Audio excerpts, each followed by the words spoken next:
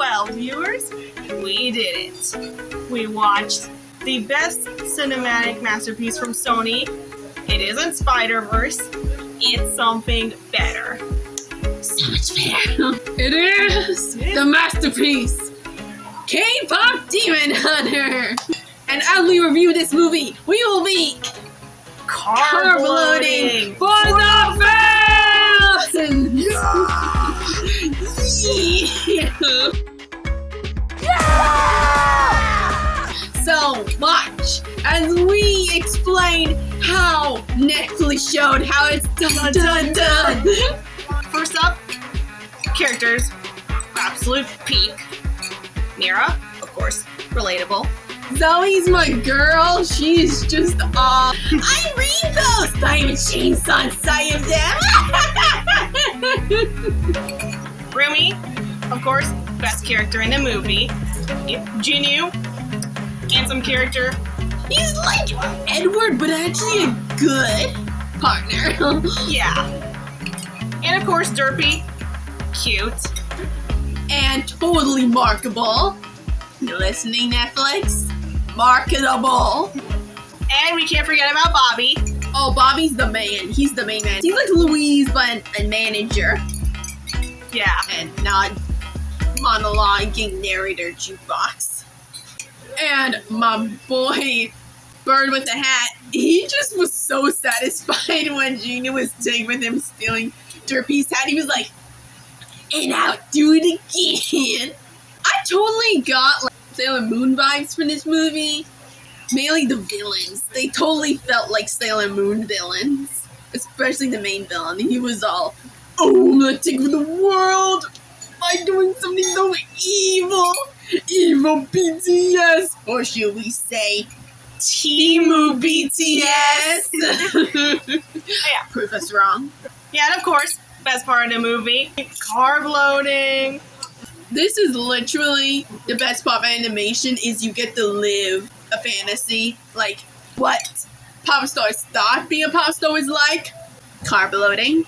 What it actually is, tearing off a piece of lettuce, dunking it in water, and then blending it. That is your meal for the day. And that's your cheat day. And the songs were the best. Yeah, Golden, obviously number one on our list. My favorite was how it's done. That was awesome. Especially how they were going full Kung Fu Panda and making the ramen noodles while beating them up. That's totally what we would do if we were K-Pop Demon Hunters. Soda Pop, best upbeat villain song. Yeah. Literally, Disney, what don't you understand? This is literally Sony's first villain song. It's pop, and it's a total banger. What are you missing? Oh, wait.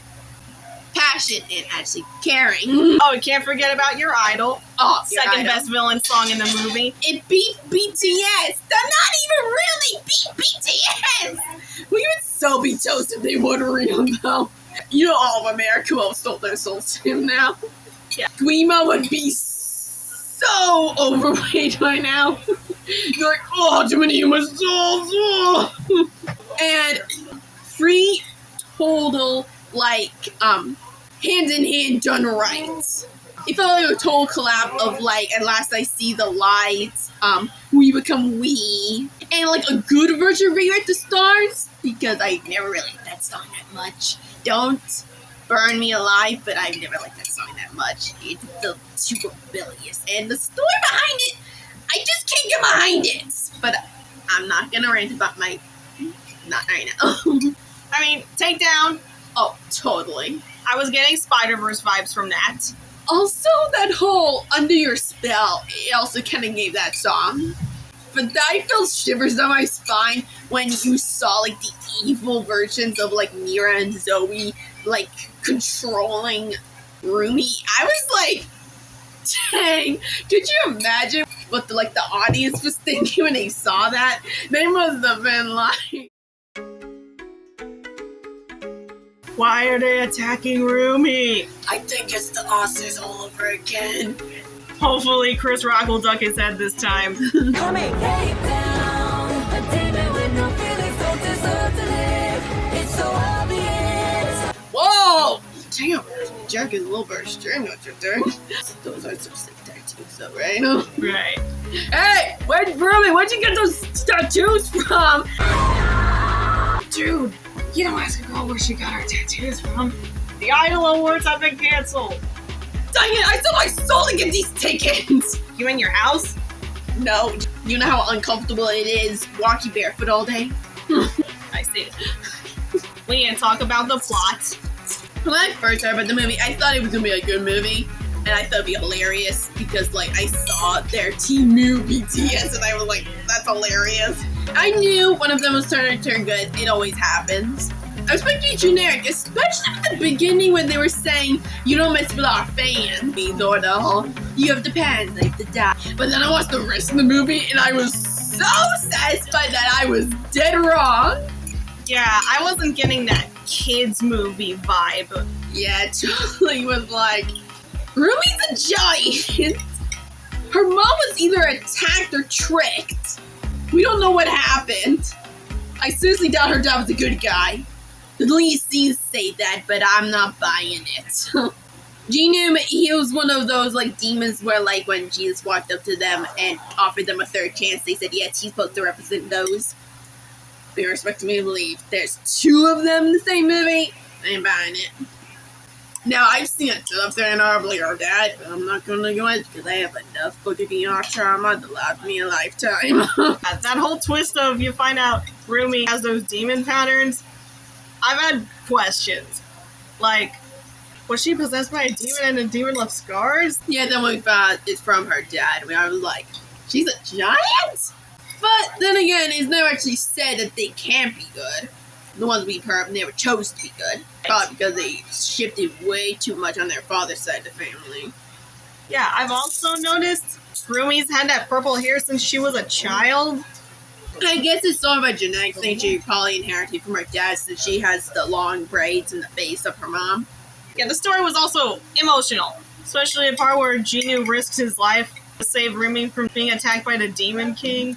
Yeah, and I was like, Genu, no! No, my boy, Genu! And all the units agreeing with me.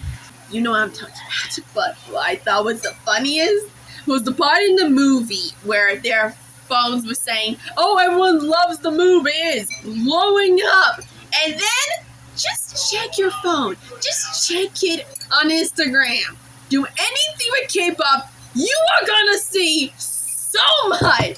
Netflix predicted themselves. Soda popping a TikTok dance is actually a thing. Anyone who's alive in this generation, you know it. Especially you iPad kids, I know you had a hand in this. But seriously, my favorite part, I knew one of them was a turn good. It was obviously Genu from the start. But the way he has a villain is just when he like so-called hands on hand to like Rumi, then dusts his shoulder off. It is so cool. And he says, watch yourself. I was like, that's how you know he's a villain. And triple that when he does it a second time in front of everyone. Also, my favorite part was there was this one thing I always wanted in a kiss movie, and they finally did that. A bow off, where they're going, you know, like my characters are like, they know what to do, so they nod their head. But they were doing a nod off, and I was like, yes, finally. Also, I totally relate to Zoe when she was like, lay back. I cannot bend too far without everything in my body feeling like it's falling to my feet. Yeah, especially the part where the girls slide down into a ball pit. How Netflix got away with that, I will never know. You've seen the movie. I know you have. You know what I'm talking about. Oh, the food looked amazing. I wanted to eat it all. I have serious respect for me, how she was able to shove that entire thing down her throat. She was all, Also, I like it that they show different kinds of demons. Like, there's demons who get third chances and they turn good. And there are bad demons. Like, when Rumi tries to talk to one to see if there are others being controlled, it immediately attacks her.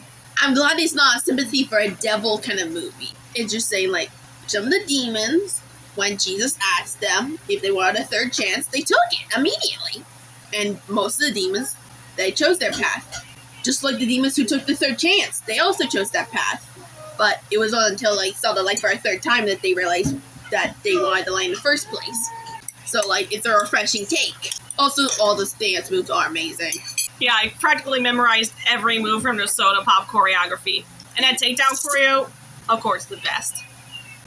Those battles were like giving if Blackpink was in the Spider-Verse. Yeah, another thing I love is the chemistry between Rumi and Jinwoo. So good.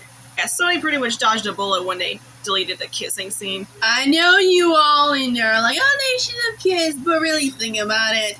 He didn't turn to a full-on hero until like the end of the movie. He sacrificed himself.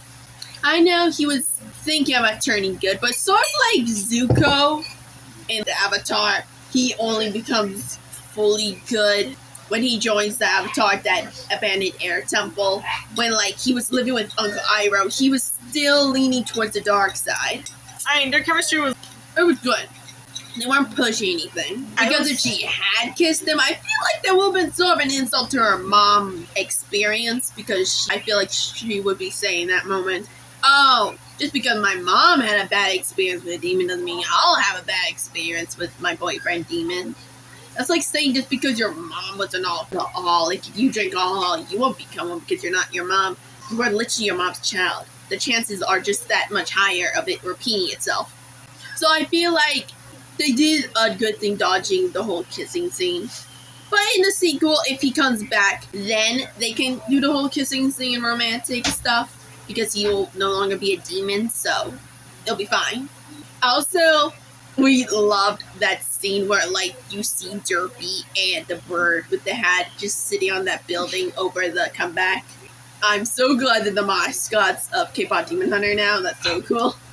Yeah, I especially love that we got to see a behind the scene of those members of Twice performing their version of Takedown in the end credits.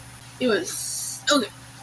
So, anyway, how would you say is our verdict? 10 out of 10. Now, before you say anything, you know this movie deserves a 10 out of 10.